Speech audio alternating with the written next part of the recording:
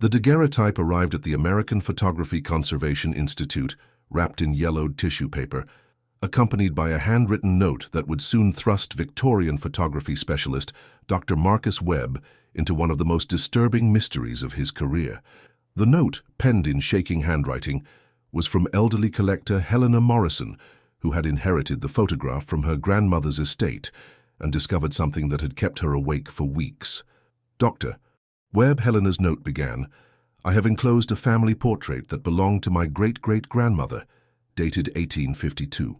At first glance, it appears to show my ancestors Charles and Elizabeth Hartwell on their wedding day. However, after having the image digitally enhanced for preservation purposes, I discovered something that has left me deeply troubled. There appears to be a third figure in the photograph, someone standing between the couple, that was invisible in the original, but becomes clearly visible under digital magnification. This person is not mentioned in any family records, and their presence in what should have been an intimate portrait has disturbed me profoundly." Dr. Webb had spent 15 years studying early American photography, specializing in daguerreotypes and the technical challenges of preserving images created using mercury vapor and silver-plated copper. He had seen hundreds of family portraits from the 1850s, but Helena Morrison's description suggested something far more unusual than the typical preservation challenges he normally encountered. When he carefully unwrapped the daguerreotype, Dr. Webb found himself looking at what appeared to be a conventional Victorian wedding portrait. Charles and Elizabeth Hartwell stood formally posed in the stiff manner required by the long exposure times of early photography. Charles wore a dark suit with a white shirt and black bow tie, while Elizabeth was dressed in a modest dark dress appropriate for the era. Their expressions were serious, almost solemn, reflecting both the formality of the occasion and the technical requirements of daguerreotype photography. But as Dr. Webb examined the image under magnification, he immediately understood Helena Morrison's distress. Between the couple, barely visible in the original daguerreotype but unmistakably present under enhanced viewing, stood a third figure. The person appeared to be slightly shorter than either Charles or Elizabeth, positioned directly behind them, but somehow visible despite the couple's positioning that should have completely obscured anyone standing in that location. Most disturbing were the figure's eyes, which appeared as dark, hollow spaces that seemed to stare directly at the camera with an intensity that was profoundly unsettling. Unlike Charles and Elizabeth, whose formal poses and serious expressions were typical of 1850s photography, the third figure's presence seemed to radiate a sense of watchfulness that was deeply unnerving. Dr. Webb immediately contacted Helena Morrison to arrange a meeting, explaining that the photograph required detailed technical analysis to determine whether the third figure represented a double exposure, a flaw in the daguerreotype process, or something more unusual. Helena agreed to visit the institute, bringing with her all the family documentation she had been able to gather about Charles and Elizabeth Hartwell and their 1852 wedding. Helena Morrison arrived at the institute carrying a leather satchel filled with family records, genealogical charts, and correspondence that documented the Hartwell family history in meticulous detail. She was a woman in her 70s, with the sharp intelligence of a retired librarian, which she had indeed been before inheriting her grandmother's extensive collection of family memorabilia. "Dr. Webb," Helena said as she arranged her documents on his examination table, "I have spent months researching every aspect of Charles and Elizabeth's wedding and their life together, hoping to identify the third person in their portrait. According to all available records, they were married in a small ceremony attended only by immediate family members, none of whom matched the appearance of the figure in the photograph. The wedding documentation that Helena had assembled was remarkably comprehensive, including the church register from their ceremony, guest lists maintained by Elizabeth's family, and detailed letters describing the wedding preparations and celebration. According to these records, Charles and Elizabeth Hartwell had been married on October 15, 1852, in a modest ceremony attended by 8 people, the bride and groom, both sets of parents, and Elizabeth's younger sister Mary. Most significantly, Helena had located the original appointment record from the photography studio where the portrait had been taken. Morrison and Associates of Boston had documented the session on October 16, 1852, the day after the wedding, noting that the appointment had been booked for Mr. and Mrs. C. Hartwell, wedding portrait, 2 subjects. The studio records made no mention of a third person being present during the photography session, and the pricing structure confirmed that Charles and Elizabeth had been charged for a 2-person portrait rather than a group photograph. This documentation suggested that whatever or whoever appeared as the third figure in the daguerreotype had not been officially part of the portrait session. Dr. Webb began his technical analysis by examining the daguerreotype under various forms of specialized lighting and magnification, hoping to determine whether the third figure could be explained through known photographic anomalies. Daguerreotypes were created through a complex process involving mercury vapor and silver plating that could occasionally produce unexpected results, including ghost images, double exposures, and reflections that weren't visible during the original photography session. However, Dr. Webb's initial analysis revealed that the third figure appeared to have been created through the same photographic process as Charles and Elizabeth, suggesting that someone or something had actually been physically present in the studio during the exposure. The figure showed the same depth of field, lighting conditions, and chemical characteristics as the rest of the image, making it unlikely that it represented a technical artifact or processing error. More troubling was Dr. Webb's discovery that the third figure appeared to be interacting with the couple in subtle ways that weren't immediately apparent in casual viewing. Under high magnification, the figure's positioning suggested that it was placing hands on both Charles and Elizabeth's shoulders in a gesture that could be interpreted as either protective or possessive. The couple's body language also showed subtle reactions to the third figure's presence. Both Charles and Elizabeth appeared slightly tense, with postures that suggested they were aware of someone standing directly behind them. Their expressions, while maintaining the formal composure required for Victorian photography, showed subtle signs of unease that became more apparent under detailed examination. Helena provided additional context that deepened the mystery surrounding the third figure's identity and significance. According to family stories passed down through generations, Charles and Elizabeth's marriage had been troubled from the beginning by what family members had described as an unwelcome presence that seemed to follow them wherever they went. Elizabeth's letters to her sister Mary, preserved in the family collection, contained multiple references to feeling watched and followed, particularly during the early months of her marriage. In one letter dated November 1852, just a month after the wedding portrait was taken, Elizabeth wrote that she and Charles both felt as though someone was constantly observing them, someone who remained invisible, but whose presence was unmistakably felt. The letters described incidents that suggested the unwelcome presence was not merely psychological. Elizabeth wrote about finding doors that had been locked mysteriously opened, hearing footsteps in empty rooms, and discovering that personal belongings had been moved or rearranged by someone who could not be seen or identified. Most relevant to the mysterious portrait was Elizabeth's description of their wedding day itself. According to her letters, both she and Charles had experienced strange sensations during their wedding ceremony, feeling as though an uninvited guest was present but unable to identify who it might be. The sensation had persisted during their portrait session the following day, with both of them reporting feeling uncomfortable and watched throughout the photography session. Dr. Webb found Elizabeth's contemporary accounts particularly significant because they had been written before photographic enhancement technology could have revealed the third figure's presence. The letters provided independent verification that Charles and Elizabeth had indeed been aware of some kind of unusual presence during the time period when their portrait was taken. The investigation expanded to include research into the history of the Morrison and Associates photography studio, which had operated in Boston from 1848 to 1865. The studio had specialized in daguerreotypes and early paper photography, serving middle-class families and documenting important life events such as weddings, family gatherings, and memorial portraits. The studio records, preserved in the Boston Public Library's archives, revealed that Morrison and Associates had developed a reputation for producing portraits with unusual qualities that clients often described as capturing more than just physical appearance.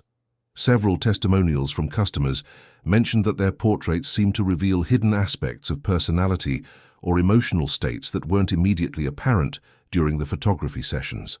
More intriguingly, Dr. Webb discovered correspondence between studio owner William Morrison and various clients who had reported finding unexpected figures or faces in their portraits after the photographs were developed.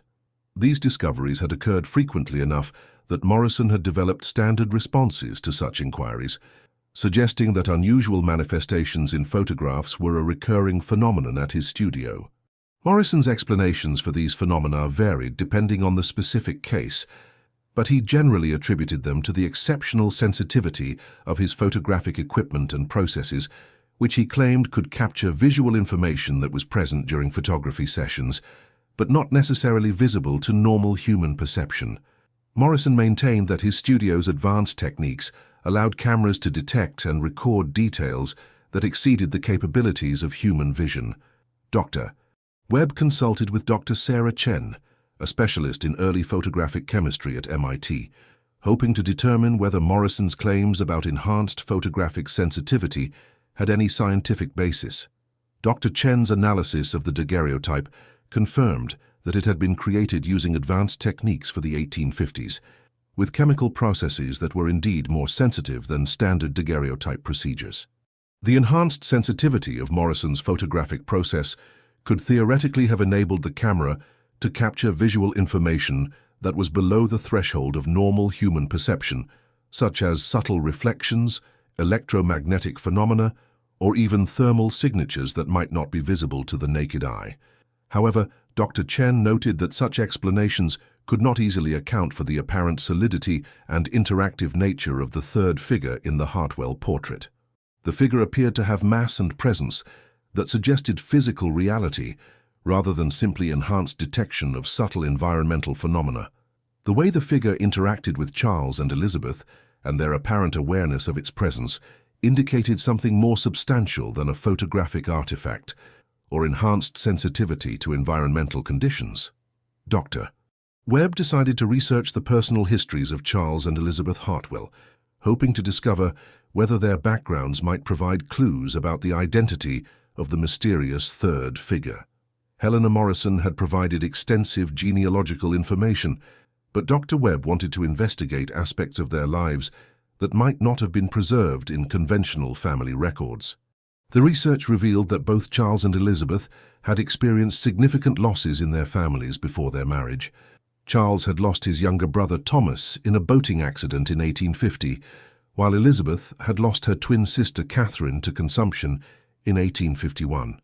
Both deaths had occurred during the courtship period of Charles and Elizabeth's relationship, and both had left lasting psychological impacts on the couple. More significantly, Dr.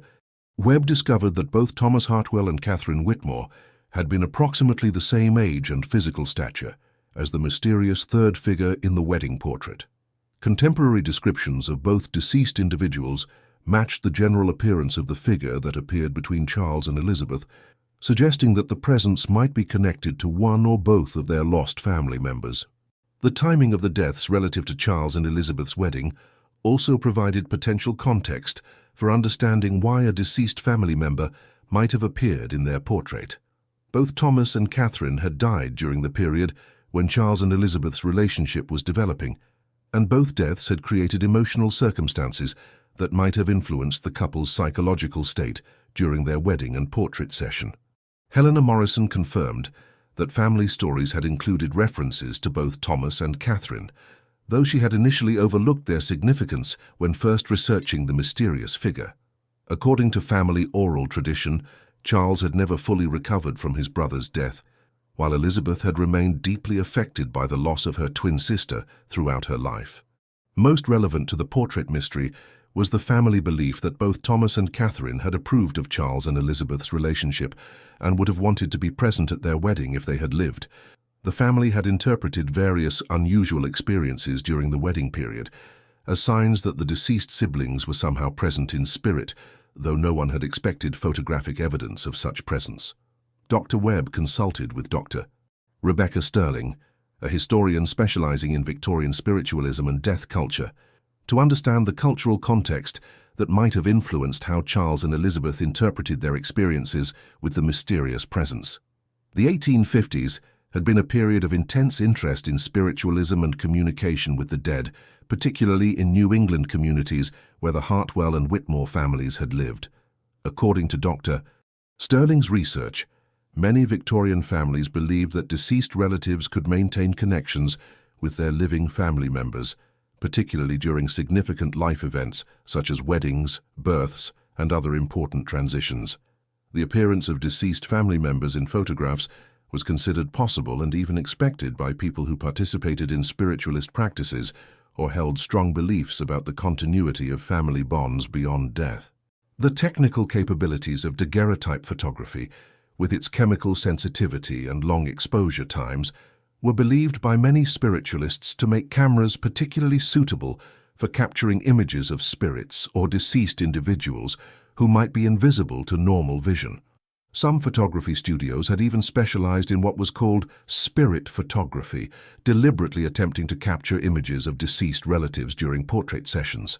However, Dr. Sterling noted that the Hartwell portrait differed significantly from typical spirit photography of the 1850s. Spirit photographs usually showed deceased individuals as transparent or ethereal figures that appeared to float above or beside living subjects. The third figure in the Hartwell portrait appeared solid and interactive, positioned as though physically present during the photography session rather than manifesting as a spiritual apparition. The investigation expanded to include other photographs taken by Morrison and associates during the same time period, hoping to determine whether the mysterious third figure appeared in other images or whether the phenomenon was unique to the Hartwell portrait.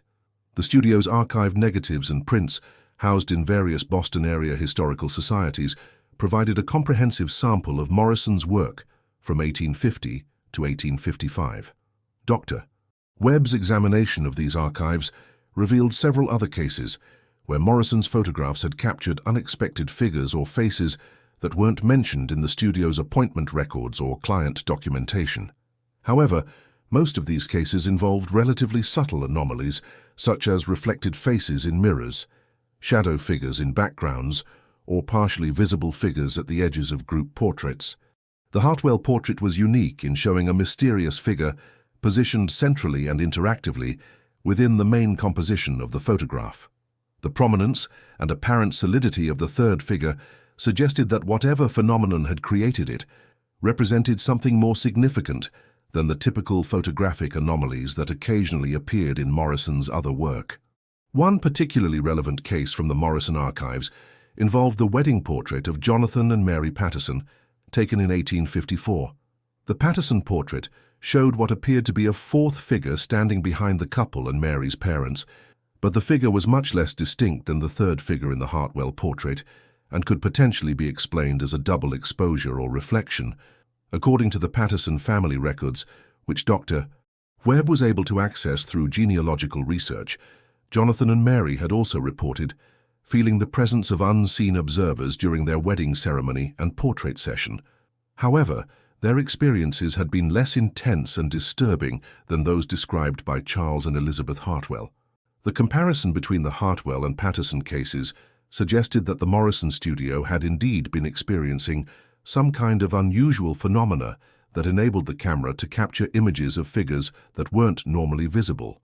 However, the intensity and clarity of these manifestations varied significantly between different cases, possibly depending on the emotional states of the subjects or the specific circumstances surrounding each photography session.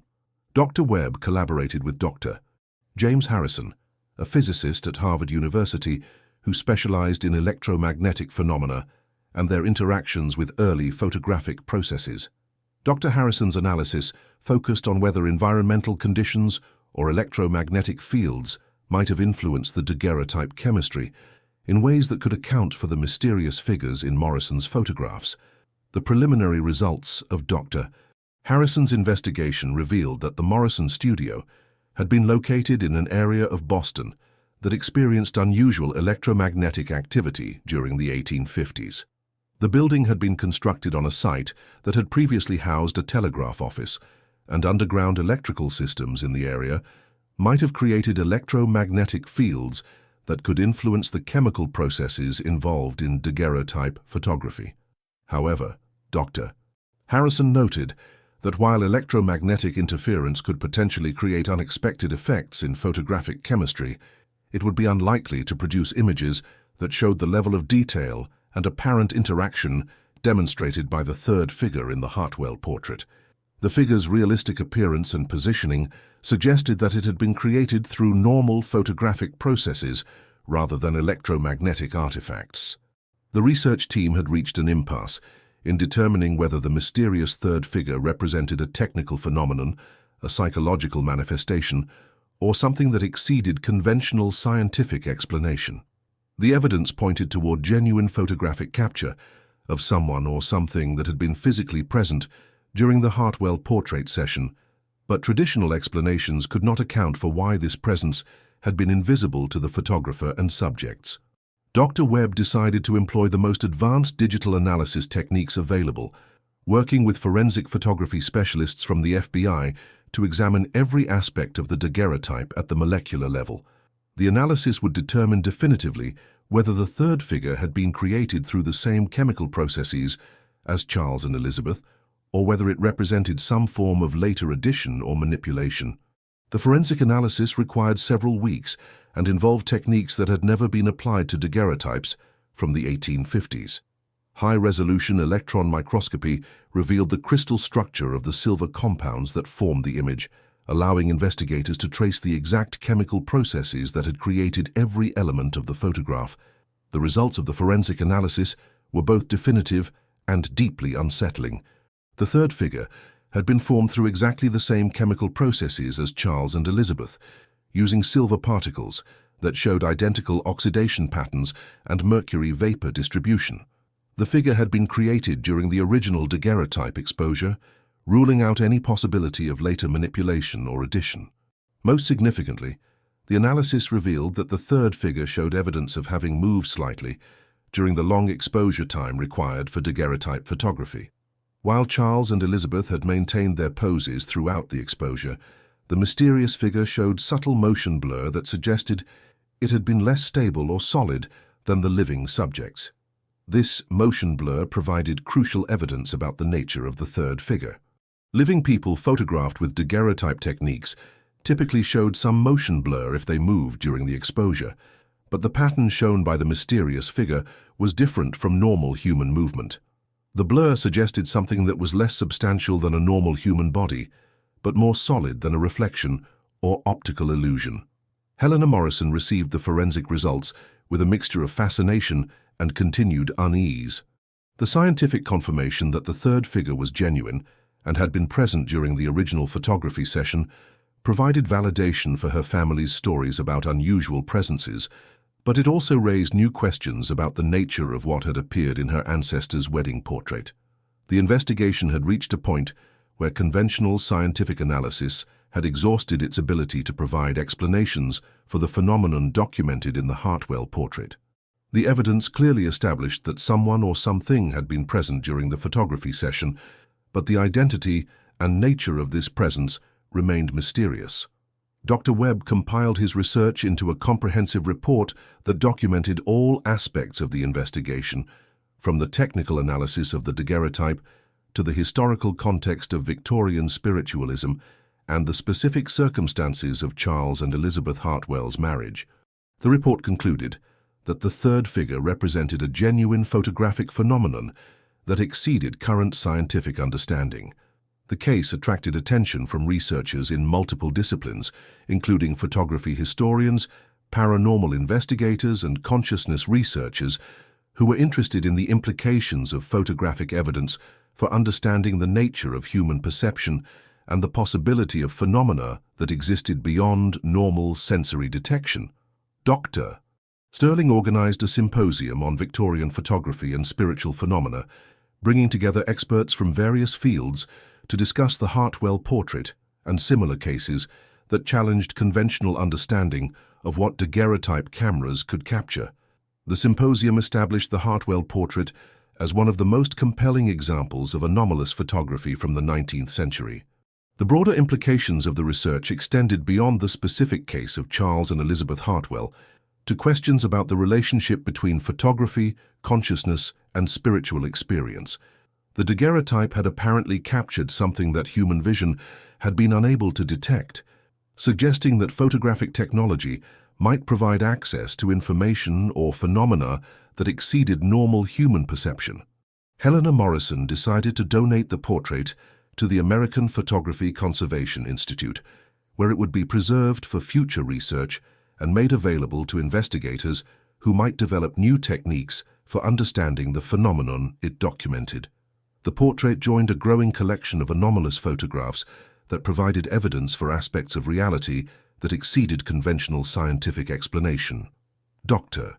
Webb continued his research into unusual photographic phenomena, establishing a database of similar cases that might provide additional insights into the relationship between early photography and spiritual or psychological experiences.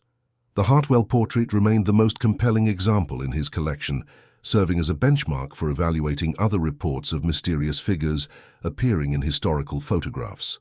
The mystery of the third figure in Charles and Elizabeth Hartwell's wedding portrait remained unsolved, but the investigation had revealed the complexity of phenomena that could influence early photographic processes and the potential for cameras to capture information that exceeded human perception.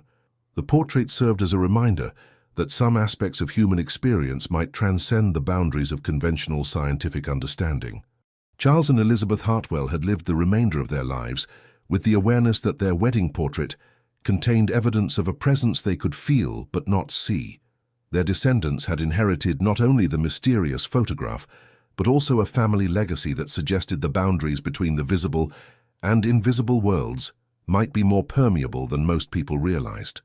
The 1852 daguerreotype continued to challenge viewers with its enigmatic third figure, standing between the newlyweds with hollow eyes that seemed to watch across more than a century and a half. The portrait had become more than a family heirloom. It represented evidence that some presences transcended the normal limitations of visibility and physical form, leaving their mark in ways that could only be detected through the mysterious capabilities of photographic chemistry and human intuition. As researchers continued to study the portrait and similar cases, the third figure served as a silent witness to the possibility that reality contained dimensions that exceeded conventional understanding, and that some connections between people might persist in forms that could only be glimpsed through the intersection of technology, emotion, and the enduring mysteries of human consciousness.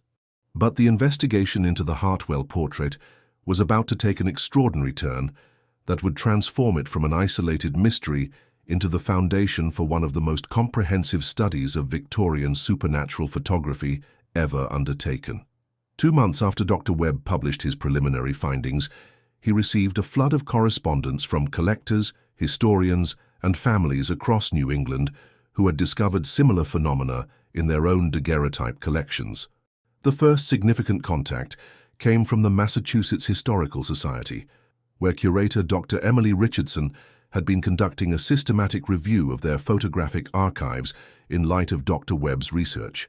Dr. Richardson had discovered 17 daguerreotypes from the 1850s that showed mysterious additional figures, shadow presences, or unexplained manifestations that had never been previously documented or explained.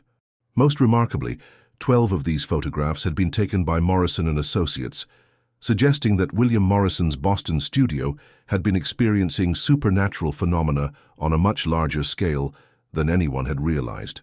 The consistency of these manifestations across multiple years and dozens of different clients indicated that something about the studio itself had been conducive to capturing images of invisible presences.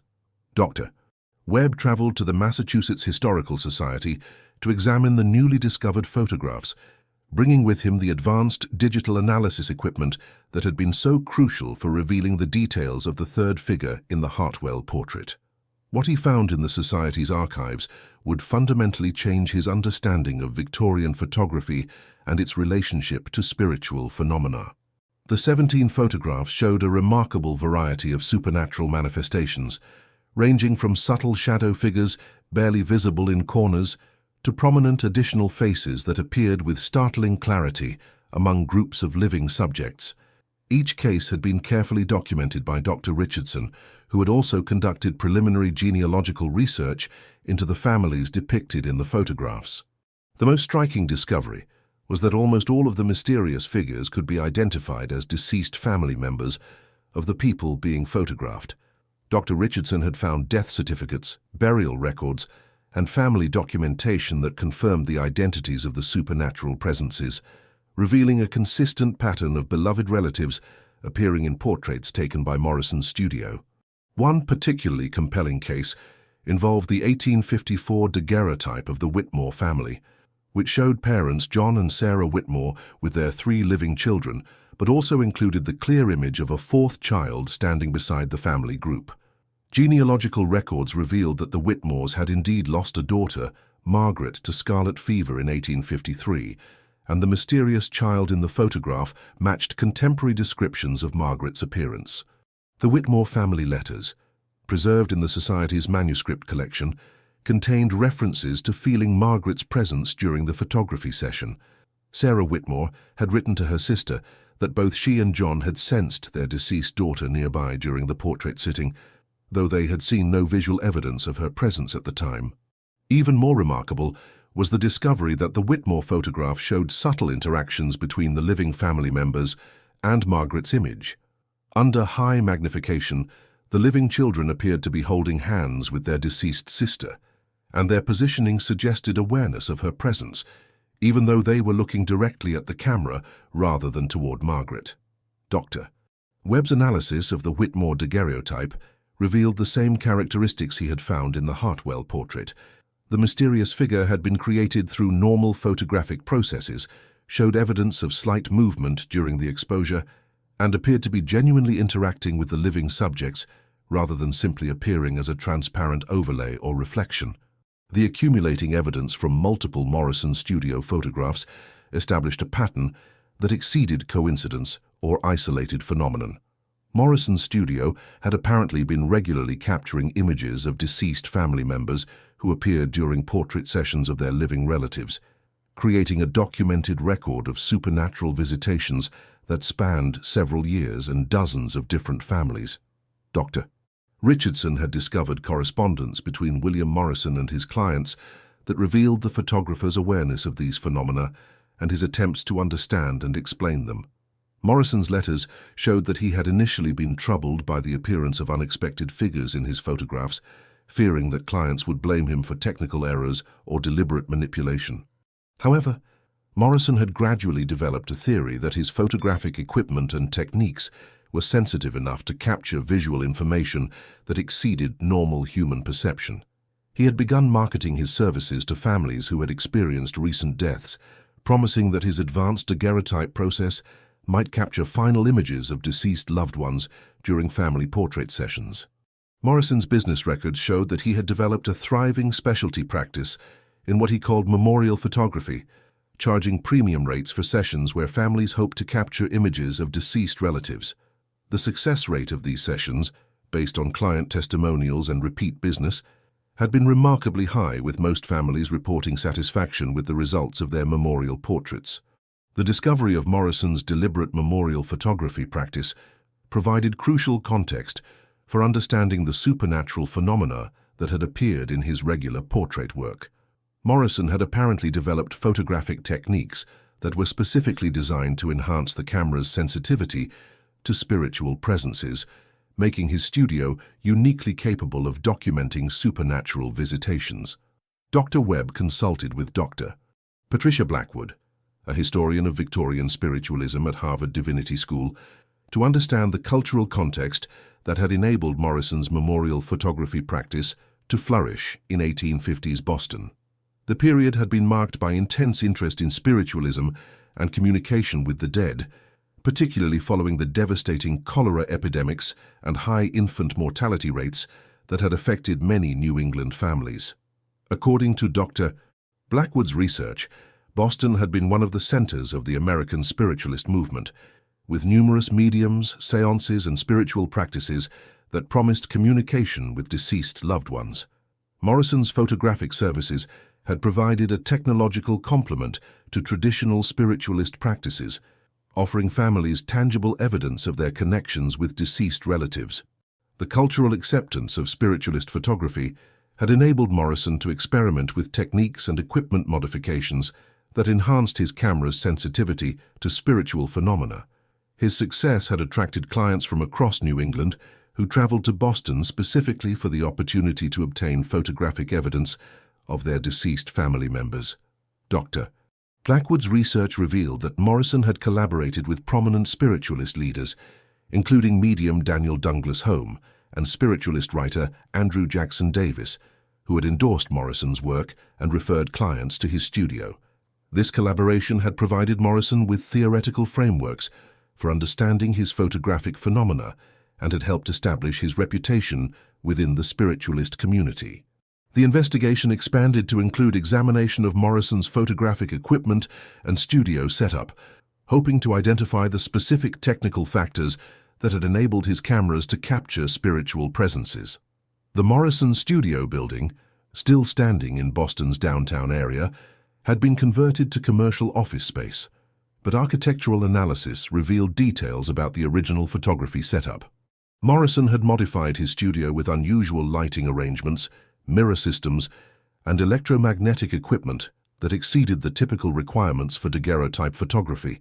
His innovations had included early experiments with electric lighting, magnetic field generators, and chemical processes that enhanced the light sensitivity of his photographic plates. Dr. Harrison's analysis of Morrison's technical innovations revealed that several of his modifications could theoretically have enhanced the camera's ability to detect electromagnetic phenomena, infrared radiation, and other forms of energy that might be associated with spiritual presences. Morrison had essentially created a photographic system that was sensitive to a broader spectrum of electromagnetic phenomena than conventional daguerreotype equipment. However, Dr.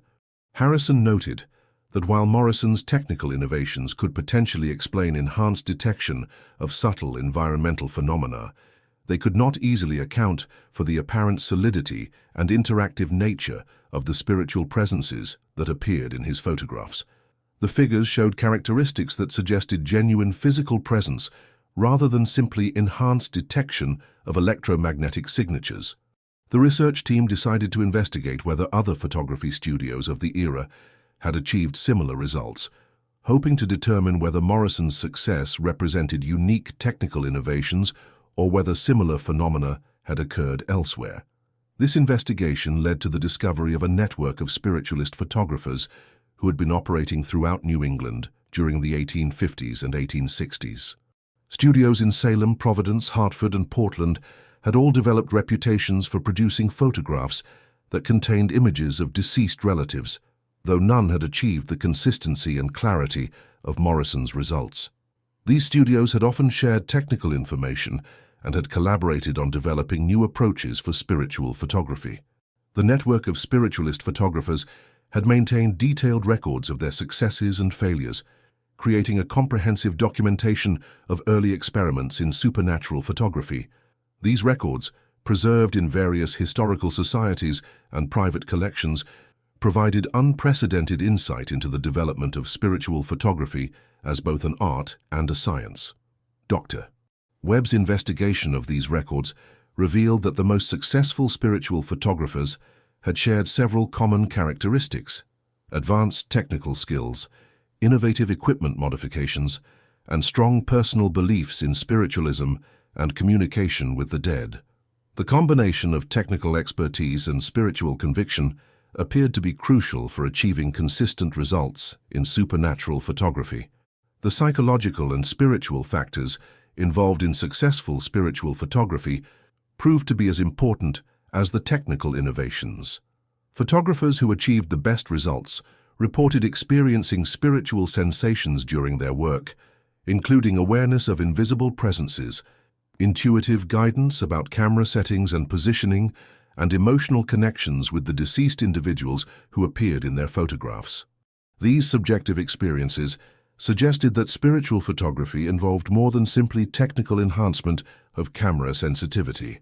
The most successful practitioners appeared to be serving as intermediaries or facilitators who helped create conditions that enabled spiritual presences to manifest in photographic form. Dr. Sterling expanded her psychological analysis to include the role of photographer consciousness in supernatural photography, investigating whether the mental and emotional states of photographers might influence their ability to capture spiritual phenomena. Her research revealed consistent patterns among successful spiritual photographers that suggested specific psychological characteristics might be necessary for this type of work. Successful spiritual photographers typically demonstrated high levels of empathy, strong intuitive abilities, and personal experiences with spiritual phenomena that had convinced them of the reality of communication with the dead. They also showed exceptional technical skills and artistic sensitivities that enabled them to create optimal conditions for spiritual manifestations. The combination of technical expertise, spiritual conviction, and psychological sensitivity appeared to create a unique consciousness state that facilitated the appearance of spiritual presences in photographs. This consciousness state involved simultaneous attention to technical details and openness to spiritual experiences that exceeded normal sensory perception. Helena Morrison had followed the expanding research with growing understanding of her family's place in the larger context of Victorian spiritual photography. The third figure in Charles and Elizabeth's portrait was no longer an isolated mystery, but part of a documented phenomenon that had affected dozens of families who had sought photographic connections with their deceased loved ones. The research had attracted international attention from photography historians, spiritualism researchers, and consciousness scientists who were interested in the implications of Victorian spiritual photography for understanding the relationship between technology, consciousness, and spiritual experience. Museums and universities in Europe had discovered similar phenomena in their own photographic collections, expanding the scope of the investigation beyond New England. Dr. Webb collaborated with researchers at the British Museum, the Louvre, and the Berlin State Museums to document European examples of spiritual photography from the mid-19th century. Each institution had found daguerreotypes and early photographs that contained mysterious additional figures, unexplained presences and apparent manifestations of deceased individuals. The international expansion of the research revealed cultural variations in spiritual photography that reflected different religious and philosophical traditions. European spiritual photographs often incorporated symbols and imagery from Christian mysticism, while American examples showed influences from Protestant revivalism and indigenous spiritual traditions. Despite these cultural variations, the technical and phenomenological characteristics of spiritual photography remained remarkably consistent across different national contexts. The deceased individuals who appeared in photographs showed similar patterns of interaction with living subjects, similar evidence of movement during exposure, and similar relationships to the emotional states of their surviving family members. The consistency of spiritual photography phenomena across different cultures and time periods suggested that the underlying mechanisms involved universal aspects of human consciousness and spiritual experience rather than cultural artifacts specific to particular religious or philosophical traditions. Dr. Webb established an international archive of spiritual photography, creating a comprehensive database of documented cases from around the world and developing standardized protocols for analyzing and authenticating supernatural photographic phenomena. The archive became a central resource for researchers investigating the intersection of technology and spiritual experience. The archive's collection grew to include over 300 authenticated examples of spiritual photography from the 19th and early 20th centuries, each case thoroughly documented with genealogical research, technical analysis, and cultural context. The collection provided unprecedented insight into the prevalence and characteristics of supernatural photographic phenomena during the early history of photography. Statistical analysis of the archived cases revealed patterns that helped identify the factors most likely to result in successful spiritual photography. Families experiencing recent losses, photographers with strong spiritual beliefs, and sessions conducted in locations with emotional significance showed the highest rates of supernatural manifestations. The research also revealed temporal patterns in spiritual photography, with the highest concentrations of documented cases occurring during periods of social upheaval, epidemic disease, and military conflict, when death rates were elevated and family separations were common.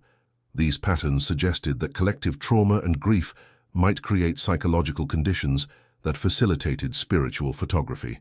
Dr. Blackwood's analysis of the cultural context of spiritual photography revealed its role in helping Victorian families cope with high mortality rates and limited medical knowledge that made death a frequent and often unexpected visitor to households. Spiritual photography provided comfort and hope to families struggling with loss, offering tangible evidence that death might not represent complete separation from loved ones. The therapeutic value of spiritual photography had been explicitly recognized by its Victorian practitioners, who often positioned their services as providing emotional healing and spiritual comfort rather than simply documenting family relationships. Many spiritualist photographers had worked closely with clergy, physicians, and mental health practitioners to support families dealing with grief and loss. Contemporary applications of Victorian spiritual photography research had begun to emerge in fields ranging from grief counseling to consciousness studies. Therapists working with bereaved families had found that historical examples of spiritual photography could help clients understand their own experiences of sensing deceased loved ones, providing cultural context that normalized such experiences. Neuroscientists studying consciousness and perception had become interested in spiritual photography as evidence for human sensory capabilities that exceeded conventional understanding.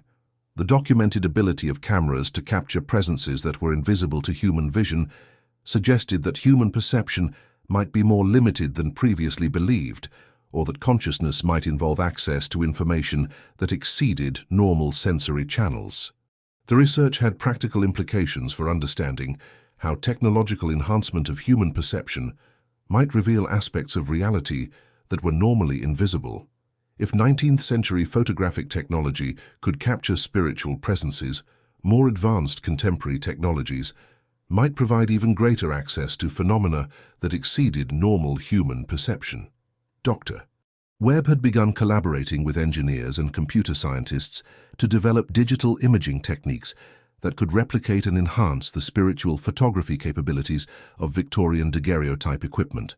These efforts aimed to create modern technologies that could provide the same access to spiritual phenomena that Morrison and his contemporaries had achieved through chemical photography. Preliminary experiments with enhanced digital imaging had yielded promising results, with several test sessions producing images that contained unexpected figures or presences that hadn't been visible during the photography sessions.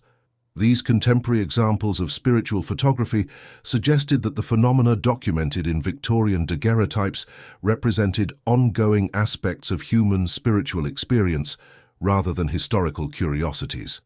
The continuity between Victorian and contemporary spiritual photography provided evidence that the underlying mechanisms involved in supernatural photographic phenomena represented consistent aspects of human consciousness and spiritual experience that persisted across different technological and cultural contexts. Helena Morrison had decided to establish a foundation dedicated to preserving and studying spiritual photography, ensuring that future researchers would have access to the growing archive of documented cases and the resources necessary for continued investigation. The foundation would support research, education, and public awareness programs that honored the spiritual dimensions of photographic history. The Hartwell daguerreotype that had initiated the entire investigation remained the centerpiece of the Foundation's collection, displayed alongside dozens of other examples of Victorian spiritual photography that demonstrated the prevalence and significance of supernatural photographic phenomena. The third figure, standing between Charles and Elizabeth, continued to serve as a powerful symbol of the connections that transcended death. Dr. Webb's research had transformed understanding of Victorian photography and its relationship to spiritual experience, revealing that supernatural phenomena had been much more common and significant than historians had previously recognized. The investigation had also demonstrated the value of interdisciplinary collaboration in addressing mysteries that exceeded the explanatory capabilities of any single academic discipline. The legacy of William Morrison and his fellow spiritualist photographers had been restored to its proper place in the history of photography, recognizing their technical innovations and spiritual insights as contributions to both photographic art and human understanding of consciousness and spiritual experience. Charles and Elizabeth Hartwell's wedding portrait, with its mysterious third figure, had become an icon representing the possibility that love and family connections could transcend the apparent finality of death. The hollow eyes that had stared out from the daguerreotype for more than a century had helped reveal a hidden dimension of human experience that connected the living and the dead through the mysterious capabilities of photographic technology. As research into spiritual photography continued, the third figure served as a reminder that some aspects of human experience exceeded the boundaries of conventional understanding, and that technology might provide access to realities that were invisible to normal perception but no less real for their invisibility. The intersection of chemistry, consciousness, and spiritual connection had created a brief window into dimensions of existence that remained largely hidden from ordinary experience. The Hartwell portrait, and the hundreds of similar cases that had been discovered through Dr. Webb's research, provided evidence that the boundaries between the visible and invisible worlds might be more permeable than most people realized, and that some connections between people could persist in forms that could only be detected through the unique combination of technical innovation, spiritual openness, and the enduring power of love to transcend any obstacle, including death itself.